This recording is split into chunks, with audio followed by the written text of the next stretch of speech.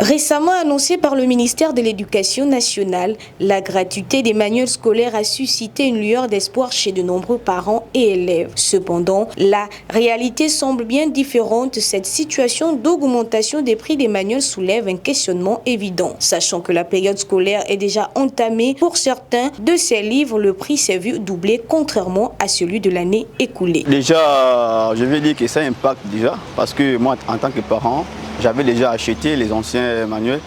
Voilà, maintenant, l'arrivée de nouveaux manuels, c'est pas mauvais. Ce n'est pas mauvais. Et puis, avec dedans, ils ont introduit les langues vernaculaires à l'intérieur, c'est pas mauvais. Ce qui va faire que nos enfants vont essayer d'apprendre un peu nos langues qui sont au niveau du Gabon. Non, parce que vous savez, ce sont des livres qui sont faits ici au pays. Donc, le prix aurait dû être un peu moins. J'ai eu à feuilleter un peu, j'ai vu que les prix varient de 7 500 à 5 000 et quelques. Je crois que c'est beaucoup parce que les parents en ce moment se battent déjà pour payer la scolarité des enfants. S'il faut encore débourser une grande somme pour les livres, je crois que c'est trop.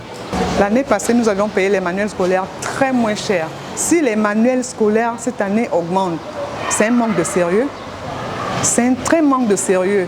Il faut revoir ces prix, il faut que ça repart à la baisse. On ne peut pas payer l'année dernière, où on était dans le régime avant, où les manuels scolaires étaient chers. Et maintenant, quand nous sommes dans l'époque de la transition, au système de la transition, les manuels scolaires doivent être moins chers pour tout un Gabonais qui va à l'école. Du côté des librairies, la situation est tout aussi compliquée. Certains expliquent que les coûts de la production ont augmenté, ce qui a conduit à une hausse de prix. Mais cette justification ne suffit pas à apaiser les inquiétudes des familles.